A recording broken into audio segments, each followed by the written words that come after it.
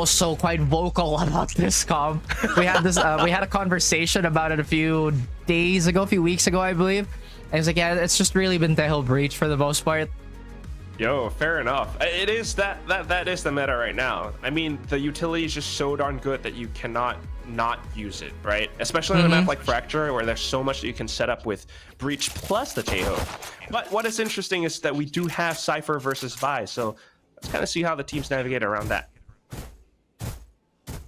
I will say I like how open the rest of the roster is, because Tejo and Breach just enable most of the cast, if not everybody on the cast, to do their own thing. So now we're seeing a lot more, you know, Vice, we're seeing Deadlock even, and we're seeing definitely a lot more Yoru just to navigate some of these maps. But it does look like this could potentially be a heavy hit towards B. Yeah, straight into the side already, just to stick the plant all the way. Look at how Icy's trying to deny it as much to his ability, though. But Styron will quickly deal with that. And down to the trades, Vera off to tower now. So quick for Motive. Again, with a lot of confidence and even landing a few crazy shots. But wow, trying to get this back together.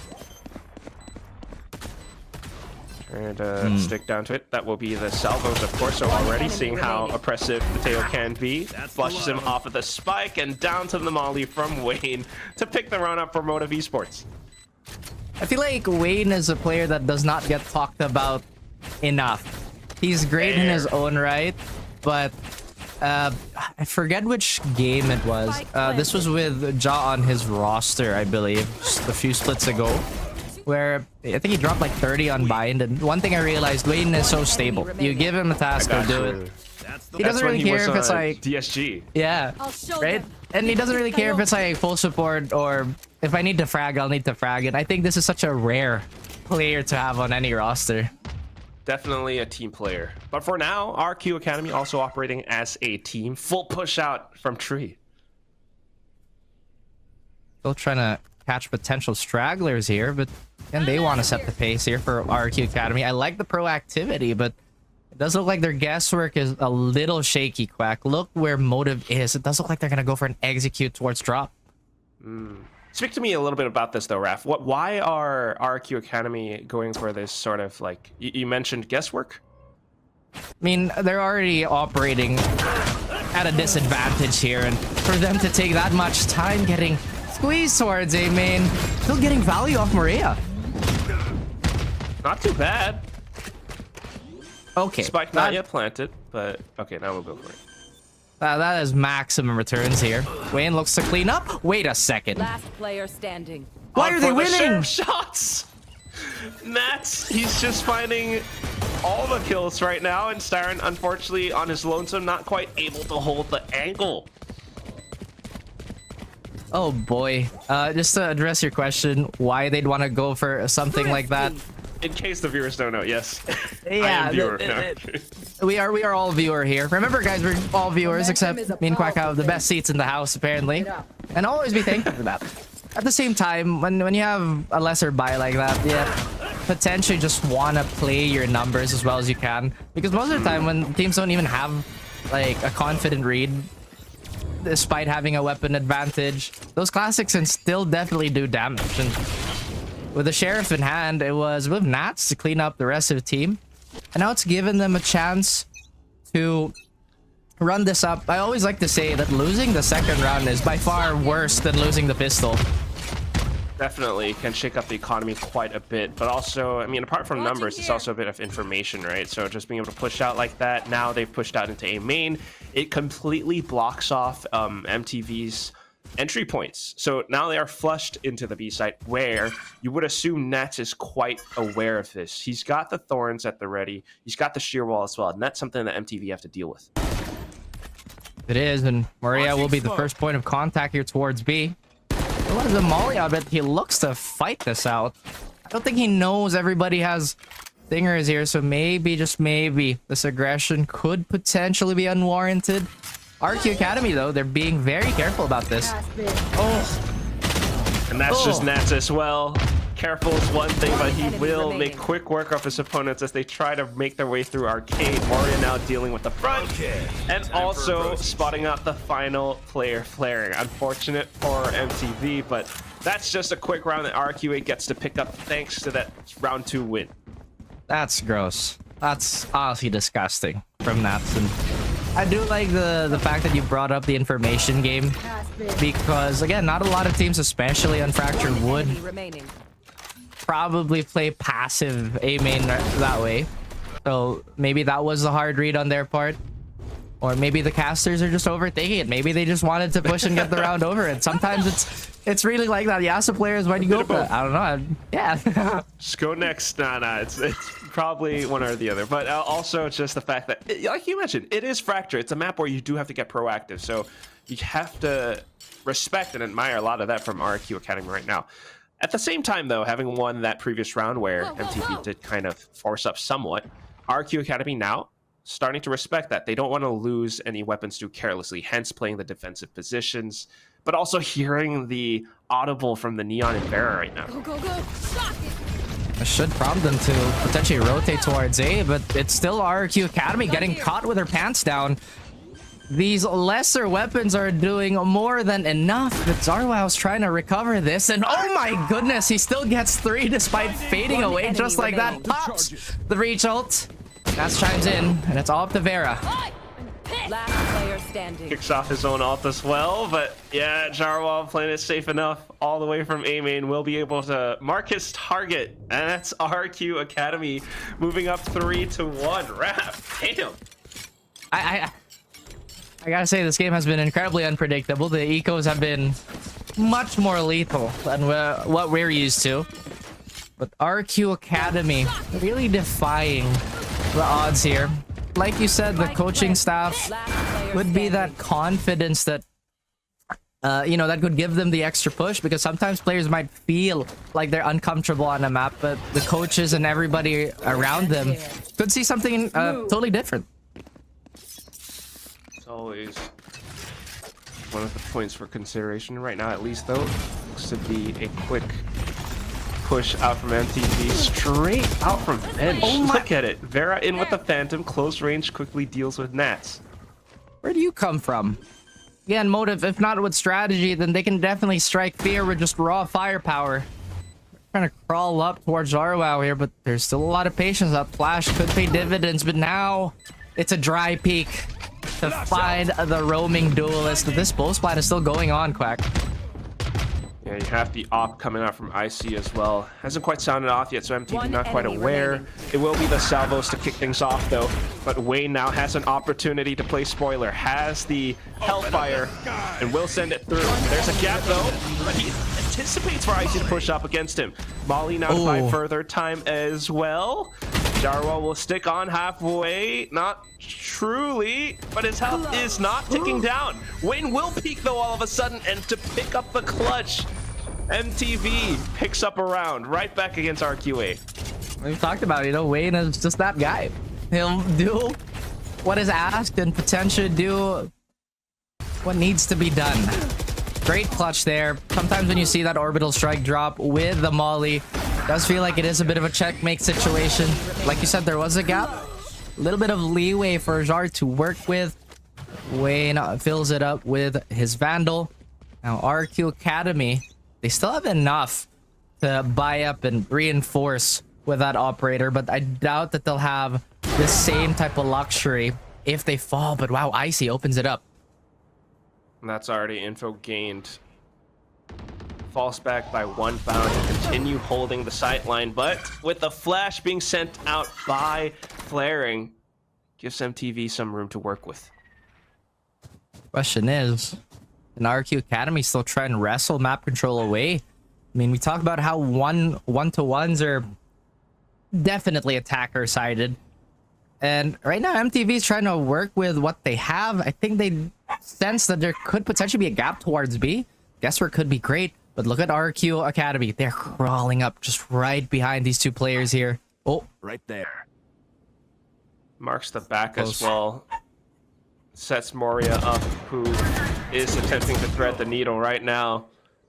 Jaro will find contact, Sushi Voice to trade, and he knows he's somewhat pinned down, looking for a way to maybe wiggle himself into a safer spot. Meanwhile, though, the rest of the team grouping up together for a quick push into A, just allowing RRQA to think that the hit's heading towards B instead. Oh, and I think it was really smart for RRQ Academy to at least secure CT to make these rotations as safe as possible. Orbital Strike is going to buy a lot of time here, but Flaring still has Rolling Thunder. 10 seconds left. He will send it into A main, though, just to allow for Sushi Boys to regroup with his goodness. team. But that said, yeah, Steel Garden does pin Flaring down. Sushi Boys arriving on the crime scene now, but the spike is down. And with that, the round pretty much over. Good little shots coming through, but that said, it wasn't a victory for MTV. I like the pacing of MTV here. Despite losing a player on that early exchange, it still didn't push them away into, you know, using their heads and taking all this map control away from them, or rather from RRQ Academy. But great heads-up adjustment on RRQ to keep it cool, clog the rotation up, and mostly fence the attackers to one side. Now, MTV, with the lesser weapons, Wayne has to work with a singular Vandal. I'll see how much he can get done with that. RQA, on the other hand, is beginning to build up bank, and right now, a lot of information on their side. They're falling back bit by bit. And pretty soon, the rotations to come over as well once the hit is confirmed. Nats, great for the opener. RQ Academy again, stabilizing. MTV looking for any crack in that defense, and Wayne is gonna try and split it open, but most of RQ Academy are still in such a safe spot. Nats could potentially set up a great crossfire here, as long as he doesn't expose himself too much, but he's been given away. Still has some utility to work with, and he's carefully playing around the angles. Will sidestep the fault line, has the support flash coming over, and in for it, he finds the triple, just lines everyone up bit by bit, and even spawning down the last one through with a wall bang, and ace in the round by Nats. First match of the day, and we already get an ace, courtesy of Nats.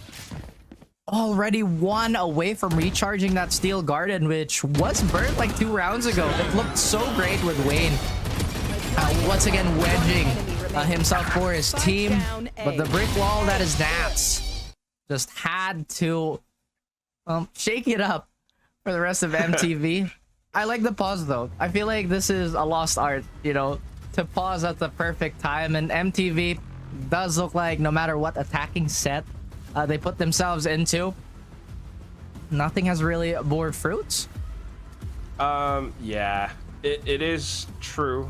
It's also true that it's one of the maps that MTV as a full team hasn't really had that many reps on, like kind of like we mentioned before, right? So far in the group stage, playing against Oblivion Force and Z11, they haven't played Fracture yet. They might have played it in Split 1, but that was a whole different team. So needing to see some more cohesion or maybe depth in their strategy, because currently, at least in that previous round, right, it was just an anti-eco.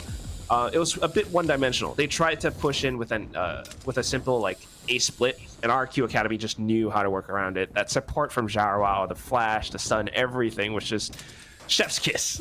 So we'll see how this buy round now shakes up for them, especially with a timeout from Coach Kasake coming in. Plus, regardless of the weapons there, I doubt that MTV had any room really to retaliate. I mean, like you said, that support flash was absolutely gorgeous. Paired with the fancy shooting of Nats, it was just a perfect storm that MTV couldn't deal with. And, you know, despite all that firepower, all that knowledge that is there, we know MTV is a great team. You still do need those repetitions to bring it out, because sometimes you do kind of blank out, but it does look like there's no room here for error as they fight it out. Vera with the movement as well. He will kind of dodge the aftershock for now. Fast lane to keep himself alive as well. But once again, look at this. You got Woody online and ready. Sushi Boys though with the slight flank. And now for Moria to hold up from tower. MTV non-stop with their onslaught will get into sight. And they have numbers advantage. That they do. Nats, although he's been pretty sharp, this is a clutch that is against the odds. I mean, we all know how MTV can operate in a vacuum. They've eliminated all the potential advantages RRQ Academy could get. And just like that, I mean, it played out the way we'd expected. It does look like that timeout is doing wonders. They've cut down that lead to 2 rounds now. And you know how quickly rounds can string together, especially on Valorant. As we talk about it, I didn't realize we're so close to halftime too. Yeah, getting close to it. I think namely, especially for, you know, the coach or even the whole team, having, you know, that many rounds already played, they're beginning to read some of the patterns or the positions that RRQ Academy tends to play in. And in that round, they just picked the right spot to push into. So it worked once. Why not try it again, especially with the salvos to possibly allow for Vera to get inside a lot deeper. Economy broken for the side of RQA as well. Does look like Vera has inserted himself in a pretty deep position. I see what that overdrive is going to find Sushi Boys, but Vera giving himself away and gets popped by the Bucky. And once again, RRQ Academy steal a round away from MTV. I can't believe that's 2 eco rounds MTV get punished for. That's just the most disgusting round ever. That wasn't just Vera. That's the kind of the thing that strikes me the most. It was the entire team. He heard the footsteps around the edge of that smoke. It might have been good if he had, you know, a flash or two, or maybe not even that.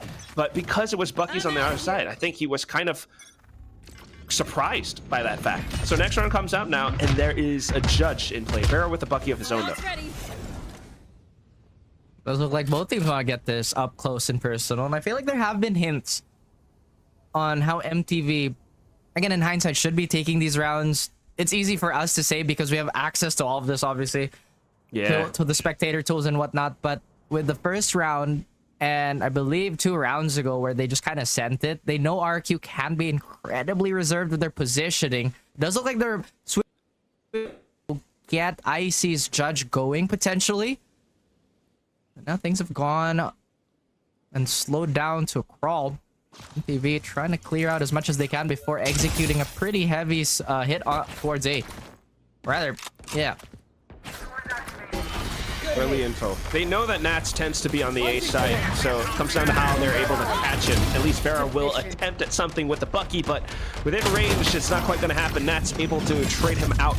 Flaring with a long-range shot from the Sheriff, though. Now he has a little bit more going for him. Wayne with an orbital strike as well, but that gets quickly shut down by RQA. The rotations, the reactions, all too quick for MTV to handle. This half is slowly slipping away from MTV. They do have 2 more to work with, and if they get this to 5, it's gonna be a lot more competitive. Maybe potentially setting up a pistol win could get them back into contention. But once again, RQ Academy, despite being aware of that eco, they choose to give a little bit more information away on how they would set themselves up, or at least for a variation in their sets. Because like I said, they were pretty passive in those early rounds, securing those rotations for themselves first, and then kind of pouncing on a 5-man retake. But then we saw a lot more aggression by Maria, specifically playing far more forward on Arcade. But MTV might be doubting themselves now that maybe a little bit, slight swap ups, but you also do have the setup from RQA still working a treat. The arc rose now from Nats has been lying there for the longest time, and when he finally lets it pop, he will find a frag as well. Now Altor being picked up, it's extra information. Moria getting a little bit greedy, but also finds more information for the team. Oh, they have another chance of backing out, but they could get met very, very quickly by Jarwao here, who's already made his way towards B. Doesn't look like MTV is gonna hit him with a pump fake and maybe go back towards A, but RRQ Academy, they're still on their toes here. The big thing that Wayne saw is that orbital strike. It is gonna give them a chance to play for post plant, but first and foremost, they have to get rid of this breach, if they even know the breach is here. Surely they anticipate it, but the thing is, they're thinking about all the possible angles. There might be more than one person here, and that's why you see them kind of quaking in their boots. The flash will be dodged, and Wayne will cut Jarwao at the torso, but he's kind of dinged up as well. Just, was that 25 HP? Dodges the relay bolt for now, but he's running out of time to get the spike down. Tries to watch for the angle, but Icy is just toying with him. Meanwhile, Nats has arrived, and once his teammate gets here, Icy slides in for the kill. A lot of confidence Last here round by in the RRQ half. Academy. They're moving a lot less stiff Gun here. than MTV. Again, I still see a lot of good ideas coming from MTV. It does look like they now finally understand that RRQ are leaning heavily towards a 5-man retake on the defense. But with that being said, the defensive sets are just a step ahead by MTV, and a little smile on the face of Icy there. Just after using all that movement to be downright a nuisance. And now this time, a slight swap up as well, given the fact that it's somewhat of a half-eye from MTV. This time we've got Nats with the Outlaw and a rifle over onto the B site. Doesn't matter though, because Woody just listens for footsteps and goes for the peek. Double kill instantly found. MTV might be scratching their heads again. I don't think they've run this specific execute before, or at least in this match, but again, a great read on the side of RRQ Academy. Did get that early info. Now, I do think the only real weakness running Breach Teho is that you don't necessarily get that many reliable scans, but all it takes is one good one. You get the one, yeah, but that's why I think maybe it's a little bit tougher for MTV right now. Jara, on the other hand, has been playing incredible support on this A site. His flashes continuously hit his opponents. Right now, he's in position to hit another one incredibly well. Fault line plus salvos. It does flush MTV out of position, but Wayne will collect. Low HP, though, and you have Rolling Thunder sent down by flaring. But look at RQA. They smoked this off. They have their own fast lane as well. Icy close range with the Judge. Styron shooting back with a Guardian. Oh, it's a does find two. A bit more coming over, but Moria! He's playing through the smokes! Oh my goodness. MTV are looking lost, and RRQA are just waiting in the shadows as we walk ourselves back into this matchup. Again, Woody with a really confident swing. If my memory serves me correctly, MTV wasn't even defaulting towards A main for most of the map. Question me if they were actually birds, but remember, Google says they are. Birds were also once dinosaurs. I think. I could be wrong. X fan. Yeah, we got some Singaporeans on the server here, so you know. But at the same time, it is a 3-9 score, and MTV needing to fight back. So this pistol will mean a lot for them. It will, and historically speaking, this has been a pretty attacker-sided map. So for you to start at 3, considering you had the stronger side, is a little bit worrying for Motive. You did say RRQ Academy is looking much more tactical. Yes. I mean, already noticing right now that off of a bit of information around past north side spawn, they sense that the A side is a lot weaker. So with some layered utility, they were able to get the spike down quickly. And right now, you even have this molly set up just to block off A main.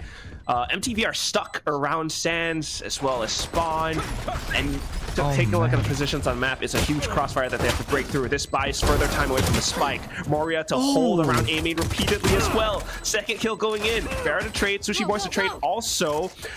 But you still have Jarwell and IC left alive. Where is Jarwell? MTV don't really know. This is where they get to play spoiler around the spike, but MTV just sticks it all the way through. RQA somehow fumbled somewhat, and it's a pistol run for MTV. Bit of a head scratcher, but MTV will take all the runs they can get, and it was imperative for them to win that pistol. Wayne fragging out with 15 frags here, and it did look like they were potentially setting up for Moria's molly there, but maybe they just couldn't adjust in time. You did say that RQ have been a lot more, let's say, confident in their reads too. I feel like a pattern that MTV didn't notice is that maybe if they try to fake it a little bit more, they could possibly get the defense to over-rotate. But once again, you only have so few rounds in a half. It's really hard to gauge if they would want to switch it up, or the switch up would be worth it. I do see that we have a frozen timer, Raph. Well, it is what it is. Not, oh, wait. Apparently. Aha! Aha! Raph's got the magic voice to unfreeze the timer. I stared at it intently. Like, you will not freeze on us today. And it does look like we have a hot start to this round too, Quack. Yeah, instantly Vera with the outlaw. Around tree as well. Sushi Boy's continuing to push out too. This is all thanks to that pistol round that they picked up. So able to play with mechanical skill now as they just kind of get a sensing for where RQA are pushing. Second kill found for Sushi Boys with that ghost. Let's see if they can actually make it a full flawless as Sushi Boys non-stop holds that much more space. Vera with the footsteps as well does kind of flush his opponent onto the open. Refresh my or jog my memory a little bit here. Maybe I could be out of the loop, but you know, last I checked, this was an attacker dominated map. It does look like MTV are picking up the pace. Granted, it was an anti-eco. They did keep it, or rather they did keep their economy mostly intact, which is great. It will allow them to upgrade down the line a little bit more confidently. RRQA Academy are not going to waste any time, though. They are going to buy up and see if they can seize this bonus away. Yeah, we'll see. Kicking up the pace. It's Icy for now. He will kind of slow things down with that relay pull, though, but sliding over, instantly finding contact. Contact play continues, though, as Moria and Woody continue pushing out A main. Ooh, I don't know about that one. I mean, you did say that the strike up. I know it is divvied up. Look at this. They could be button heads very, very soon, Quack. Plays close range. Outlaw flanks found. Jarwal to trade. Meanwhile, Nats having found a huge flank as well. Jarwal non-stop with his assault will find another player, but Styron to trade right back. Now he's scratching his head. Wait, wasn't the entire team here? Where's Nats? Huh? Nats for the Guardian in a 1v1. This is not the outcome they were hoping for, and MTV have done more than enough to damage this economy. But it does look like Styron's not anticipating this, or at least not the moment. Turns back though, spots the shoulder. Styron to pick the round up for MTV. I do believe that's bonus as well. Indeed it is, and pointing it out now and just thinking about it, RQ were so good at playing off their utility with all the flashes and the hard info that they're getting, but all of a sudden they're now trying to go for these contact plays. I wouldn't necessarily call it bad either, because so on paper they have better weapons, right? They dominate the range a little bit more and just overall firepower, but you can't really underestimate MTV at this point. 6-9, camera taken out, close to maybe equalizing if they can break RQ's economy even more. Yeah. RQ Academy's economy right now, not the best either, so potentially a 7. But also sensing for that MTV to play it safe for now. Vera still with the outlaw. He's holding the corner really tight. Good little sidestep from Icy, and now he gets a good chunk of damage out from Vera. Oh my goodness. And that is going to be a lot of real estate. MTV have to try and fight back for it. They have the weapons for it, but they still get overrun. Fully overrun. It's also a weapon picked up possibly. Now Moria, Jarwal having a couple for themselves. You got some stuns going through though. And it's the salvos to deny Spike Plant to get the rotations online. Hotline coming in, Jarwal trying to fend them off with the aftershock, but Wade still doing some good damage coming up from spawn. That allows him to go for the orbital, which does chip and burn Jarwal down to a crisp. Just Moria now, 30 who seconds has not left. truly been spotted yet. That's a good idea though, and Wayne with the crosshair placement will nail his target. RQ Academy still doing a lot of good damage, considering they did have lesser weapons, but MTV, they will not be deterred. I believe they have 2 more rounds of a full buy here. And despite losing Sushi Boys early, they still managed to find their timing in those fights. And by them, I mean Wayne getting 4 on the board. Again, it's just so hard to go wrong with this guy. Sushi Boys does have that neural theft available, which would definitely help their cause in terms of just hard info gather. RQ Academy, they're not too far off either from these oppressive ults. Fully swinging into that orbit could have gone wrong in so many ways. Who knows? Sushi Boys playing it safe though. Shoulder peek. trying to back himself into a safer position to anchor the site further. But it's not going to be easy, especially with Icy and his movement right now. Wayne, unfortunately, getting gunned down as well, but he did buy enough time for a couple more MTV members to get in close, especially up around Generator. Flaring with the fault line, but RRQA have this site completely surrounded. Woody still has a pretty good tool belt here, and I think he'll dodge most of that damage, so one enemy take his time. Maybe setting up for the 2v1 here. Byron doesn't look like he wants any of the smoke, but actually decides to dip back into the fight. As I've said, their economy is looking rock solid at the moment. And with the positions as well.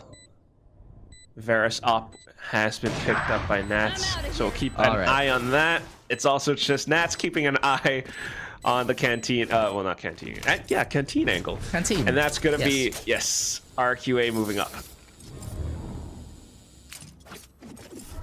Well, with that operator in their hands, they could definitely slow it down if they choose to. And maybe punish MTV for refusing to guess. And maybe put them in a much more passive position here. It doesn't help either, Quack, that this could potentially be their last buy before an eco would show itself again. Still, a pair of ults in hand. Not that that's going to make that much of a difference here, but if they can get that stray pick,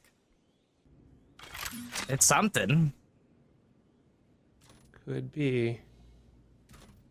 Gotta watch for the positions as well, though, at least for now. Cams and trips to check. But it's Nats in with the Vise ult to rob those guns away, allowing Icy safer entry. He's watching out for the possible classic right clicks, though, so jumping around every corner. But once again, as soon as they get the spike down, they can hang back to play post plant. They know somewhat where MTV are. Timer is winding down, and Wayne has to make a move for the rest of his team, but that's him getting eliminated from play. They're in with the overdrive as well. Well, down to it at the end. It's RQA with the mollies, the salvos. Unfortunate for Vera with the overdrive. It's all but burnt. Styron, though, shooting back. The time is ticking away. Armageddon deployed, but Showerwall just peeks off of it. Styron trying to push off of the contact now, but it's numbers for RQA as well as the spike beeping away. The round picked up to 11. Wow. RQ are looking mighty convincing. I mean, MTV still has a timeout to burn, I believe, if they feel like this situation would require a little bit of, you know, a pause. Just to get their bearings together, because it did look like they were a bit more disjointed on that retake. I'm not entirely sure why Wayne was the first point of contact there, considering he still had a smoke, he still had a bunch of utility left to use. Now, Motive trying to do their best with these weapons.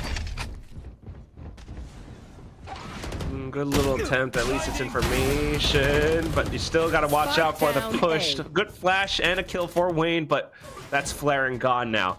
Moria, Woody, and the entire squad surrounding the site in full. Look at them flicking back up onto rafters. Just quick reactions and just solo Vera, who doesn't have long-range weaponry. I believe. But once again, the classic, it is but the humble classic. He will get suppressed, so no legs for him at the moment. We'll pick up a rifle here, but that draw animation is just not quick enough. There he is. Also move read by Moria, and that's to seal the deal, basically. Sorry, it's map point. It's okay. No. Match point. You know, this map is going awfully quick, Quack. I was thinking of more of an exchange, especially with our pickums in danger. Yeah, our pickums are in danger. That was clean. Well, that certainly is the case. Other than that, I think RRQ Academy are just playing so disciplined here. I think on the eye test alone, you don't necessarily see any of their players go for the desperate play, to go for the superstar play. It's all been stitched and layered together nicely. There have been flashes behind Icy. There have been stuns where they should be. On the side of MTV, they're not doing anything necessarily too wrong, but again, it's just the delay with the supportive utility that's making all the difference for them. Right? It already gives them so much space around Dish and potentially drop now, which is more vision into sight. And, well, it serves as a launching pad for Icy at the very least, where the rest of the team calls for information around A main. Styron and Wayne quick to react, though, also dodging some flashes. So a good chance for MTV to fight back. They will push out in towards South Spawn, where Wayne finds a couple more. Has the orbital strike now online. Moria, on the other hand, is one away from his ult as well. Even if he does fall in this round, it is still RQA. Not too bad, but a great comeback from MTV. There is a heartbeat there somewhere for MTV. And they are fighting for it. Now, RRQ have the full armor still available to them. It does look like Icy is going to play the Judge, which not only inflicts a lot of damage, but also a lot of psychological damage. It's been years upon years, yet that thing is just so hated by the community still. Going back onto the game, though, Wayne with that orbital strike again, he's been getting pretty decent volume out of that as well as impact. But again, there have been times where MTV has been misplacing their aggression here, and that's gonna have a free walk up, and no, Vera's right around the corner. Depends though. Flaring does have the fault line on the other side. Meanwhile, IC will just push out. Vera gets the heads up duel against Nats. So now this trio from MTV ready to receive the push coming out from A main. They will send the orbital, but Woody with the push out from Sans. IC as well. It takes down the entire team. Just Sushi Boys left. This could be it. It could well be. Sushi Boys has won out a lot of these situations, but once again, the numbers are not in his favor, Quack. Tries to creep up, but look at every angle secured and held. He tries to flick back after the fallen assailant, but still. But hey, maybe this could be, you know, a different play style for different pieces fitting together. I think is what I'm trying to say here. RRQ Academy, they have been looking a lot more practice, Quack, which is a little terrifying for MTV.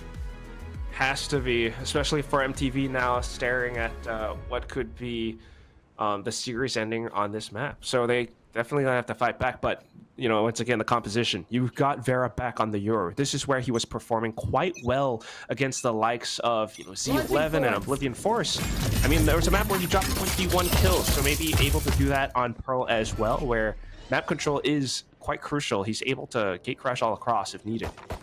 And there's definitely going to be that extra kick and extra motivation to get back into the series, being convincingly taken down on that opener. But now it does look like RRQA are going to march down towards A. Quite a bit of space relegated already with IC straight in. Even inside of the smokes, able to dispatch of his opponents. That's Spike down.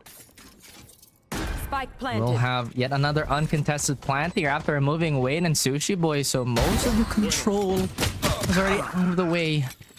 It does look like this round could be...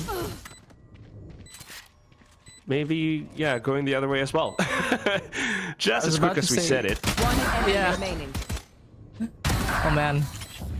Okay, I was about to say this could be done and dusted, but then there was a little bit of retaliation. My bad. Control the space. But it did go the way of RRQ Academy, so...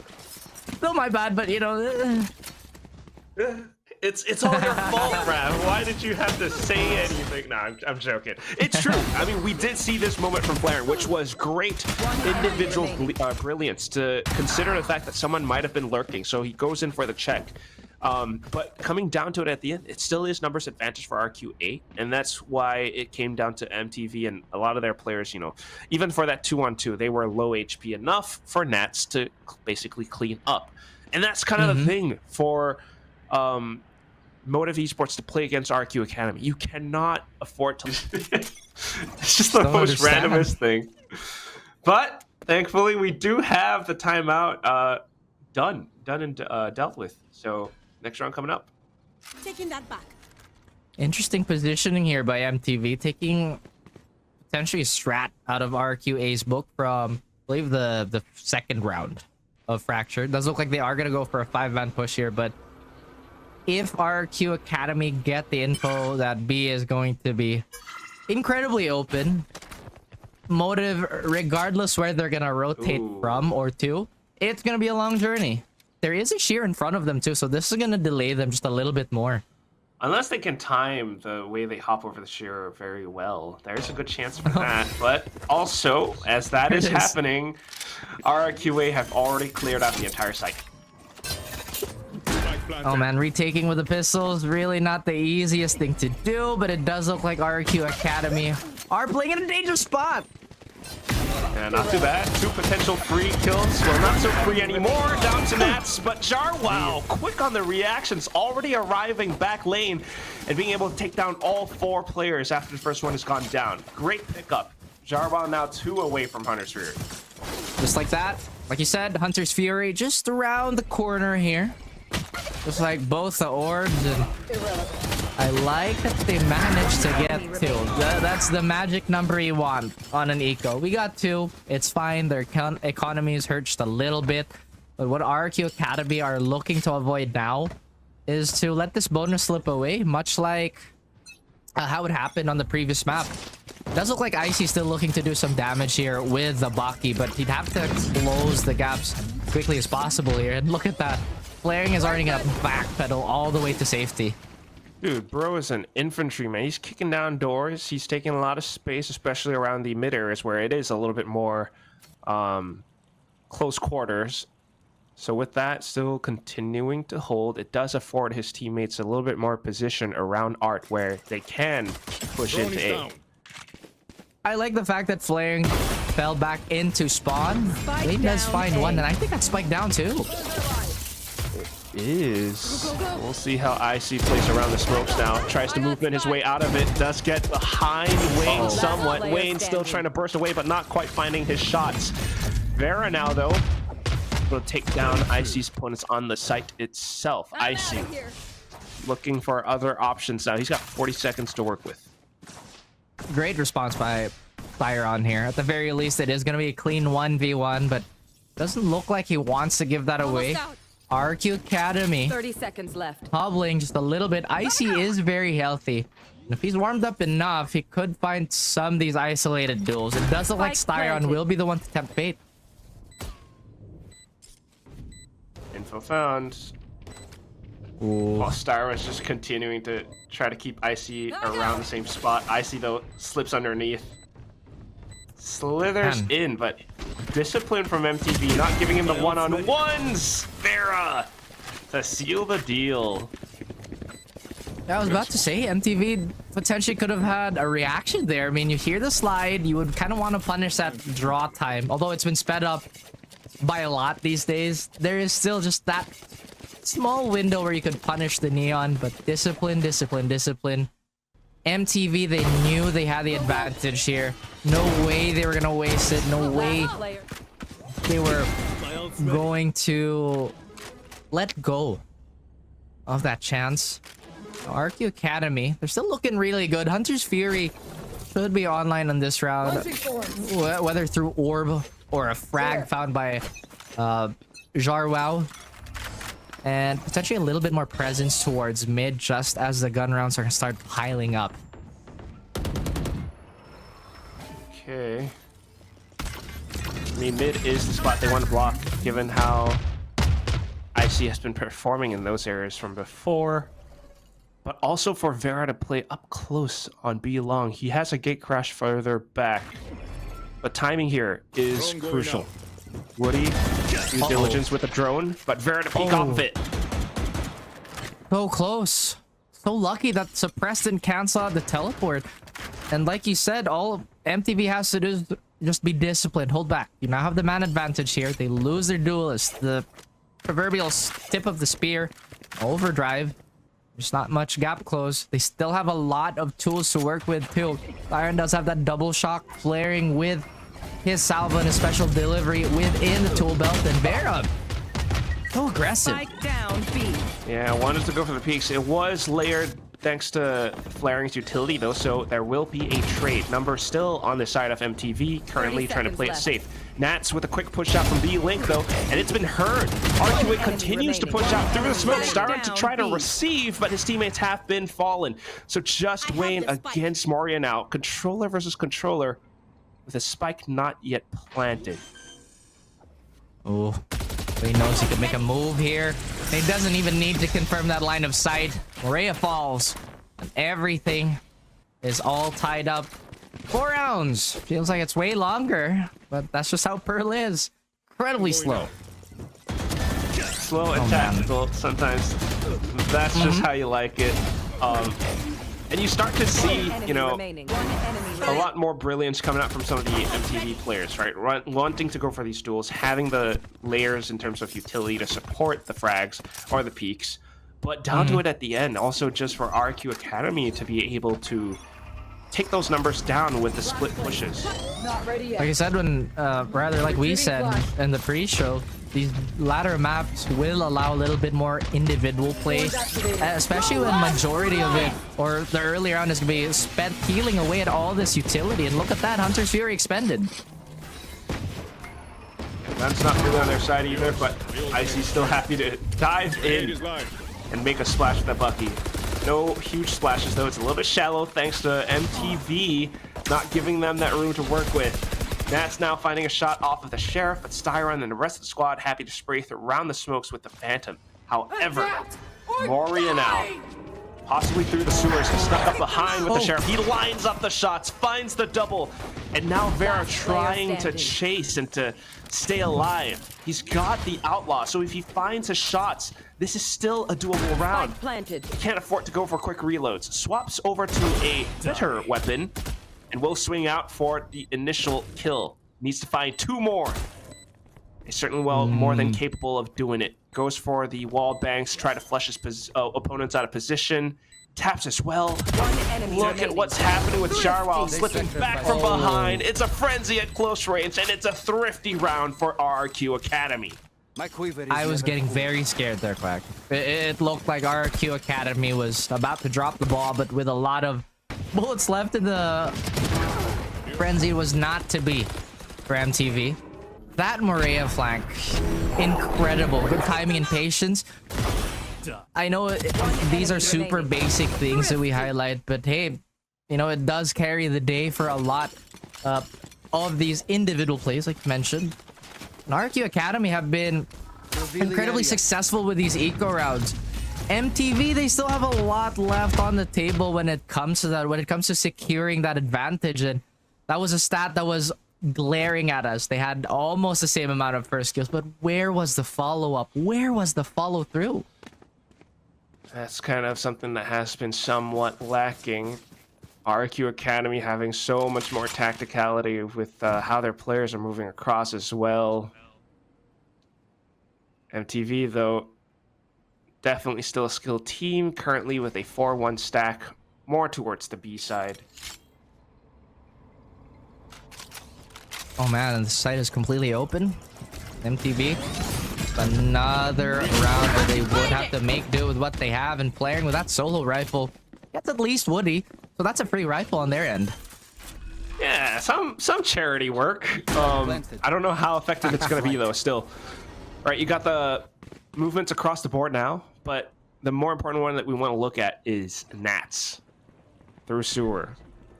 Has a bit of timing against Styron as well, though. He hears the footsteps now, and that is going to be the rifle gone. It's just flaring with the Bulldog for the main firepower on the side of MTV. Jarwal eliminating Wayne, and now Icy very clear as to what his mission is. Watch down against Secret. He spots out his opponents, will fall, so that's another rifle possibly picked up. But the time nonetheless dwindling and ticking away. Nats holding out the flank, flaring, trying to escape. Moria hunting and chasing, able to pick up the frag, and it's RRQ Academy looking very much so on top of Motive Esports. I'm really curious how this is gonna affect the rest of the defense or the rest of the game if RQ keep getting these late timings on these flanks, because now they would want to invest a little bit more towards mid, not just in terms of utility but potentially a more permanent player.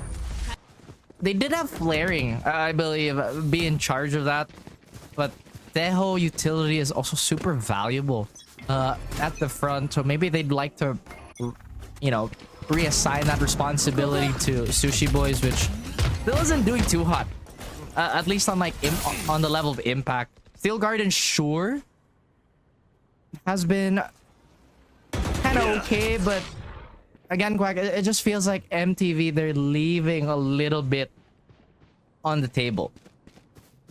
Yeah, I kind of hear you, Raph. You know, like, I'm trying to be nice about it, you know, like I'm just really trying to be nice about it. You don't want to be too critical. It is what it is. It's kind of, I feel, what MTV has prepped. They have a lot of the utilities in key positions, yes, but you're also leaving some gaps, especially namely around middle. Let me take a look at this. Art is a possible free push for Nats. He might not know it now, but he's trying to play a timing around it, which can allow him to pull up a huge alert potential. Meanwhile, the rest of the team just kicking down doors again with Icy charging in through A main. That's the site kind of broken up, but Siren able to fire back with Hunter's Fury, and that gives Wayne some chance as well. Oh, Wayne trying to work with that dimensional drift here. But RRQ Academy still looking to pry the site open.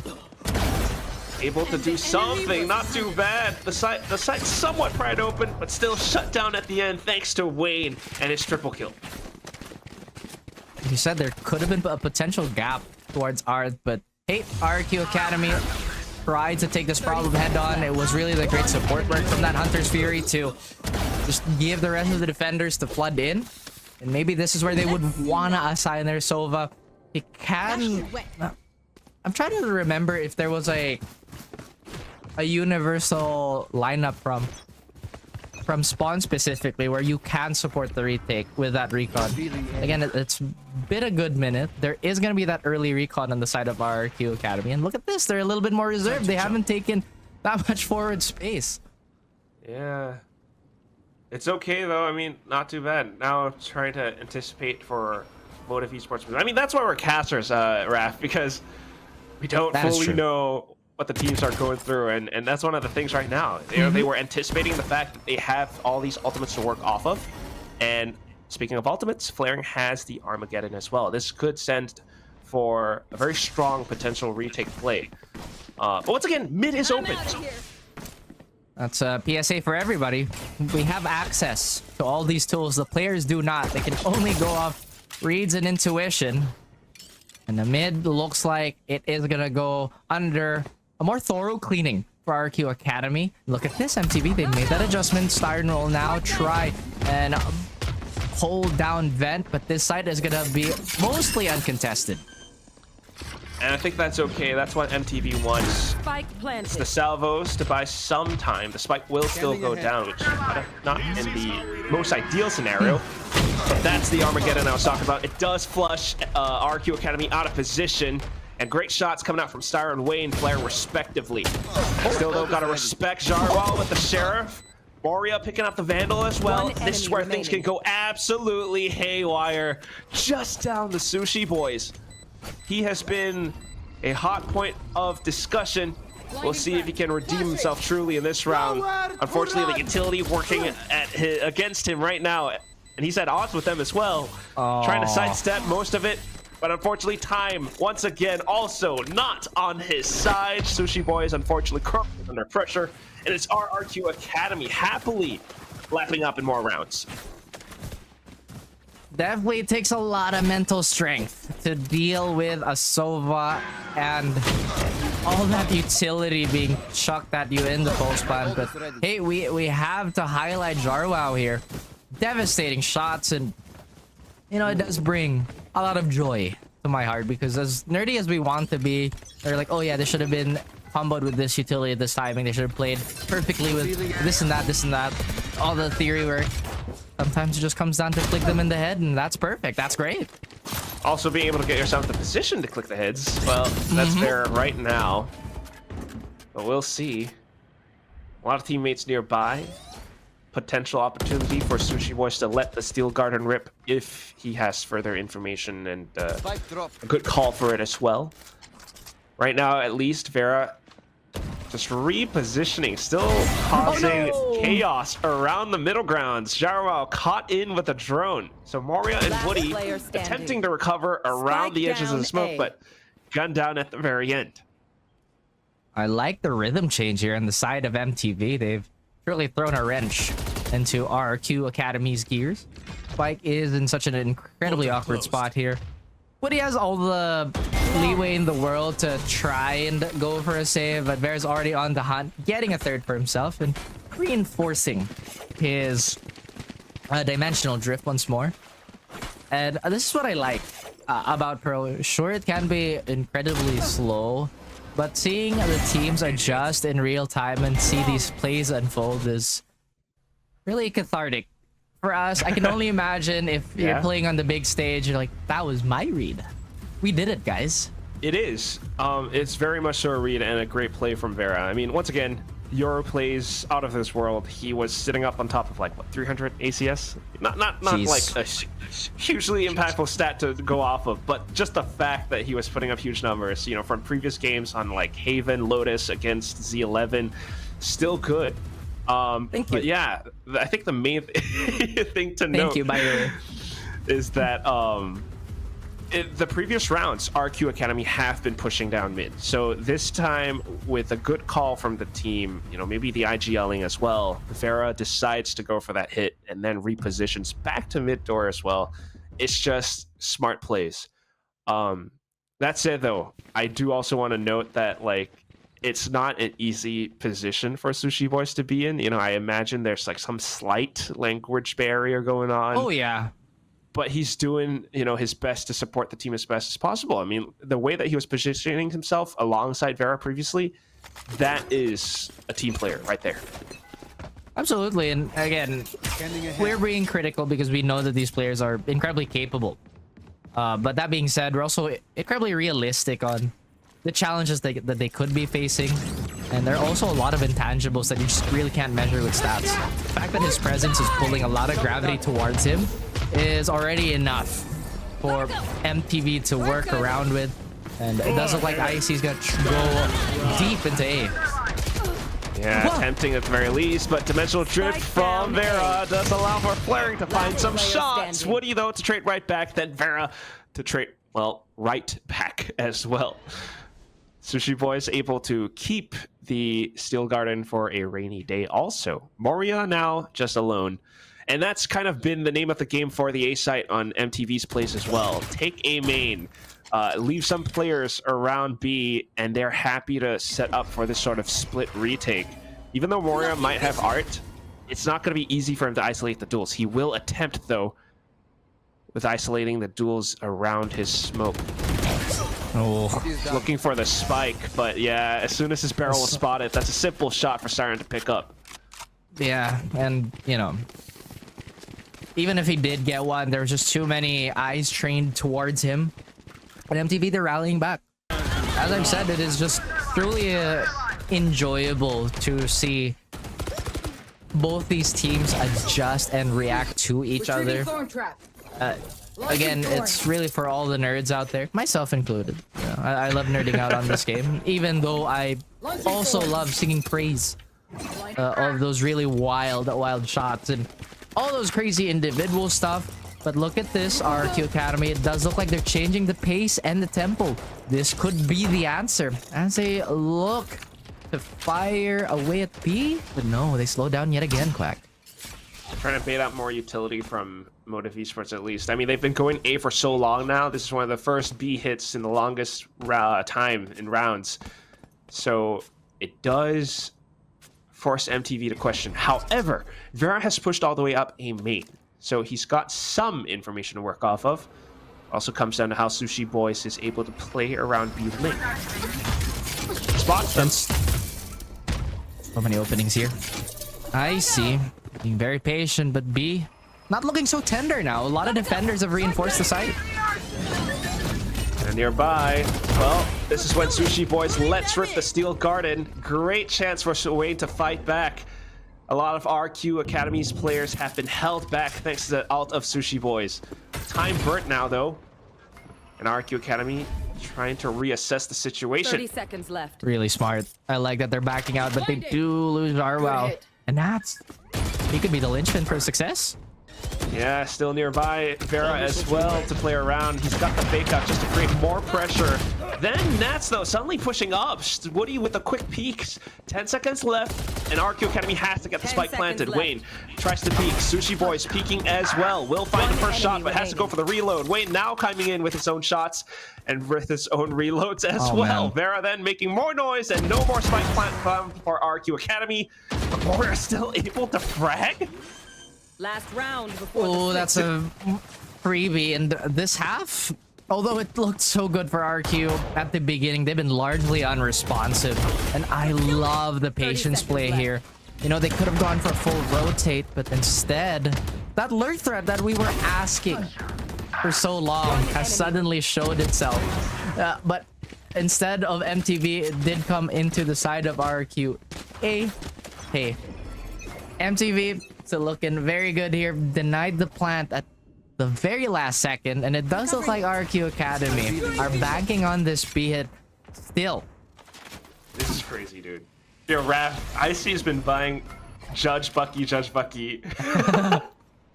Something's cooking. You know, we might not be familiar with the ingredients, but it's really just the taste that matters, right? You gotta love that Indonesia cuisine, man. He is spicy with it, and look at how he's already deep in the back hall. Wayne is feeling the heat off of that one, and unfortunately, he's gonna fall. Woody supporting his teammates, supporting his entry fragger. Vera now trying to launch the retake, but don't quite have everyone online yet. Sarah now within range, though, and that's when the 100 view goes out. Green light in for Vera then to possibly push out. Sushi Boys trying to coordinate with the rest of the team as well. Now finding Nats, Styron able to pick up numbers in spades for MTV to end this first half. Dominant comeback here by MTV despite those first 3 drops. And it is looking like they are ready to take a map away from RRQ Academy.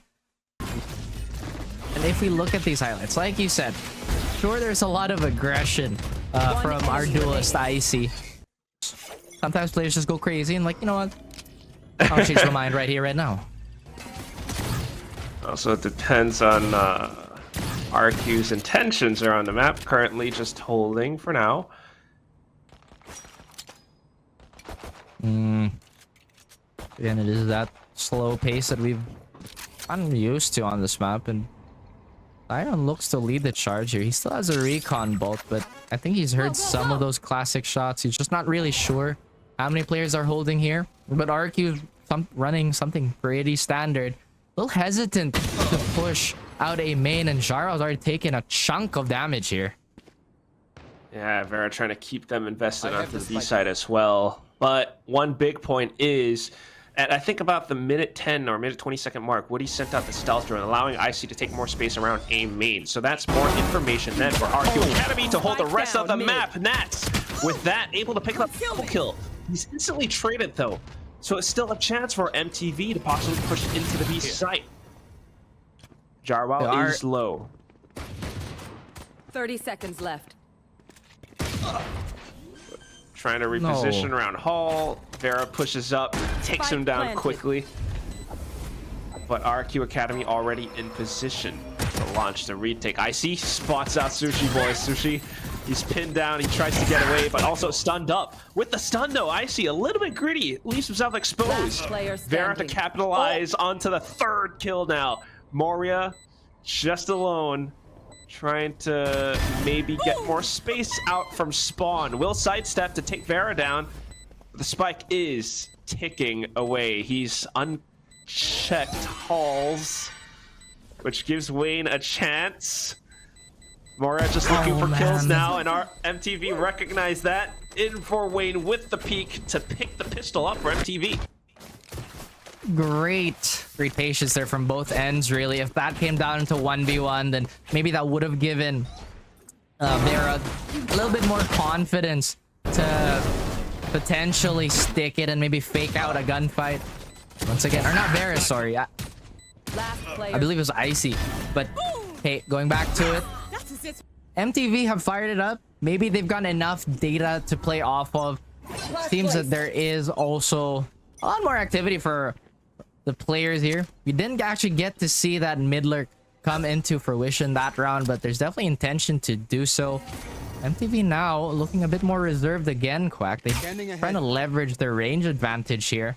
But RRQA Academy, they haven't really changed much. Instead of putting one more player in B, though, they go for a 3-man take just for the orb towards A. Trying for it, but ooh.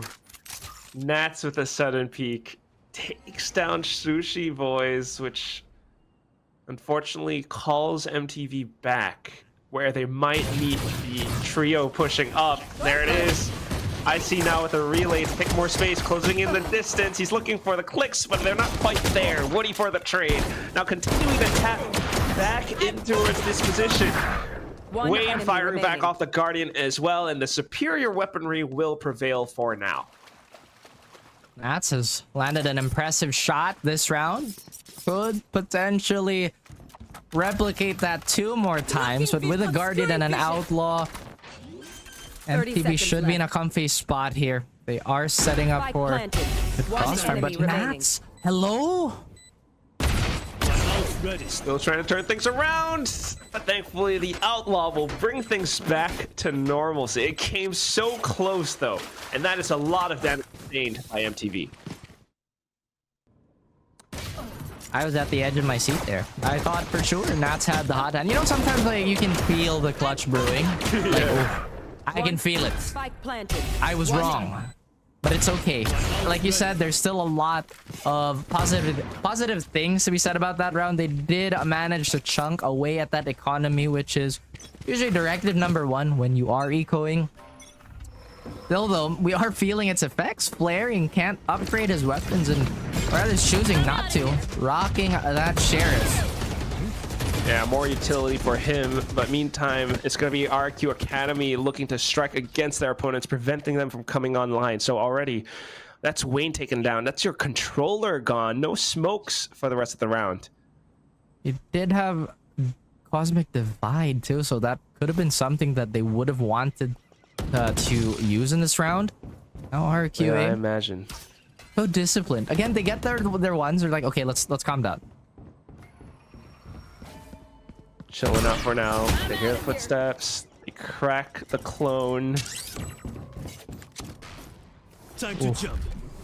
Again, and RRQ MTV Academy knows. Oh yeah, they're playing at a severe disadvantage. That's all I wanted to say. Without Wayne, it's fine. Again, I feel like RRQ Academy, they just really are not falling to the temptation of we can snowball this round. But Vera just scouts it out. 30 seconds left. You got a point there, Raph. RRQ Academy are very devout with how they're playing. Look at this. So much faith and discipline.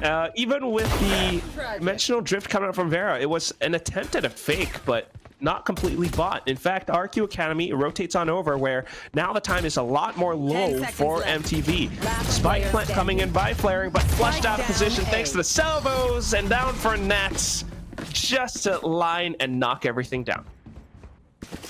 You know how like you're trying to get the opposing team to overextend? You're setting up a trap, but once again, maybe this is the incompatibility that RRQ were hoping to achieve. It's like, okay, we got our one. We could go for more.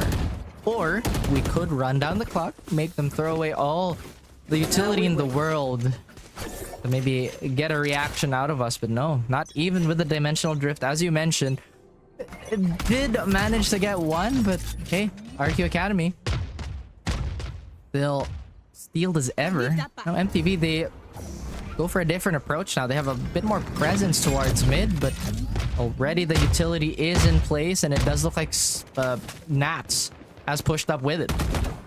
Precisely, and that's just a masterwork, you know, from the IGL calling, as well as the coaching work done by Sky himself. Just look at the entire setup. You had stars on A main, you had players around B, and of course the utility as well, which now just sets Nats up beautifully for the confident peak.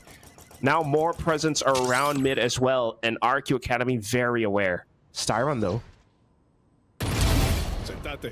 Wow. Oh my goodness. Marked as well.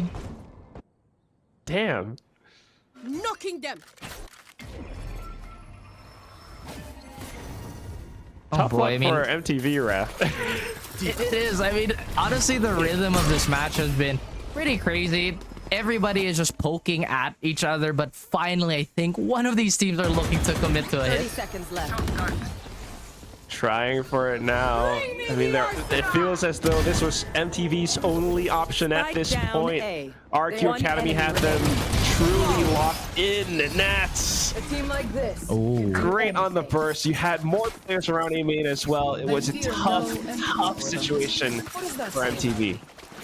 I know there aren't any like sweat beads on any of the character models right now, but you can just tell there's just so much tension between this match. Both of these teams are navigating through it with extreme care. Like you said, RRQ are devout to that discipline. I like that word. MTV, they're also catching on, but now they are playing with some stingers, so they might just use this as an excuse to be that much more aggressive. They could potentially flood towards Art here, one of the more tight angles of the map. Ooh, the flood will continue in. Well, for now, just tripping the sheer wall, which does pull a lot of the rotations over. Then for Styron to get a spray through the smoke, taking down Moria. That's a great pickup. 3B to be utilized by Styron here. Hunter's Fury is still in the pocket too, and if anything, we know the Hunter's Fury have been converting really well. What? Great hold by Vera to protect his teammate as the spike goes down. Now Styron finding another as well. Sushi Boy's unfortunately falling, but that's now information for Motive Esports. Zhao still trying to break things apart. Flaring though. Mid-range angle, high-low setup with Wainwright behind him. Player standing. Great swing from Jarwal, but quickly dispatched off thanks to the teamwork on the side of MTV. Just Woody. I don't believe there's much they can do here, Raph. Yeah, I mean, we did see the BCJ 1v5 though, and he's already gotten a first kill, but nah, just not enough time. Okay, and so far with the Hunter's Fury around, I want to make it like I want to make a stat in my head right now. Every time a Hunter's Fury is on the board, it's been potentially a win condition for that team. Tyron did fall. I don't know what point I'm trying to make here, but hey, you know what? Those stingers converted really well. Fair enough. Hey, I mean, I think it's also just the fact that they were surprising RQ Academy somewhat. I mean, this time, reading the stars that Moria tends to have placed, Styron was able to call an effective... I mean, he's starting to adjust around the patterns at which RQ Academy are giving him. So once again, it's the same stars, same A-main setup from RQ Academy. Well, astronomy or astrology, call it what you want, but great read and great call. And now Nats, first to fall. Nats down. Oh, Woody to re-peek as well. This could be great information for Motive Esports. Styron holding up around the sides. He knew that there would be a push at some point. So it's just Moria left. You know, I keep thinking that off that one pick, they're primed to explode on whatever opening, but it has just been break check after break check for all these teams. And honestly, it's like, is this gonna be the part where they're gonna run everybody over and the big fight breaks out? It hasn't been. Yeah. Planted. One point or another. That's what it's gonna come down to. But cerebral chess game being played by the two IGLs all across. Moria to save, because that's the only thing that he could truly do. True. Don't want to give up too many alt points to your opponents at this point. MTV looks like they have just so much more mastery over this map. Not just with their set play, but also their defaulting, Quack, and their mid-round decisions have been really impressive. Like you said, Styron making a lot of these heads-up calls and could potentially be a Moria freebie here. At least he gets one right. But most of MTV's economy is going to be intact. Wayne is looking to tempt fate. Okay. Ah. I mean, if Wayne gets some alt points, that would be, not too bad. But nonetheless, okay. Yeah, okay. That's honestly like the best way to put it. It's not too bad. It's not too great. It's okay. Timeout on the side of RRQ Academy. I believe this is gonna be their last one, and now they're stumped. How do they stop MTV from running them over right now? And both sides, both halves by MTV, I've just been pretty textbook. Yeah, relatively. I mean, they've been reading the defensive setup, so I would imagine at this point, gotta have something from Coach Sky. He's very, very involved with the team's calling currently. They have a good setup. They've been a little bit overly antsy at some points, so I think certainly some overcorrection on the mistakes as well. But we'll see what those will be once we get back into the server. MTV currently, they can just happily play with the way that they're playing as well. I mean, you've got, again, that Hunter's Fury at hand. I don't believe Siren has had to really deploy it just yet. So, some expectations to live up to for sure. I can imagine there's quite a bit of pressure for the RRQ Academy, players and coach as well. Coach, just one coach. I've got to be made sure of that, but we do see some teams employ a coach and an assistant coach, so it's good to double check. But maybe this could have been the moment that MTV are waiting for too. Looking to confirm a little bit of information here. They do have drift again, and they might just go for that. I want to say gimmicky combo, but it works anyway. With the drift and the fury, so they're still very valid. Did Icy slip by? He's still hidden for now. So in position, peeks out though. I imagine this could be one of the things that Sky was talking about previously. It was a call from the team though to get this mid control, but it was quickly dispatched up by MTV, and now MTV have a lot more options. Well, they will be running into the Sentinel here, but they will burn that dimensional drift, and you can see Nats just does not want to partake. Here. But he will. He'll stay, but he'll get caught out here. Oh my god, that was beautiful.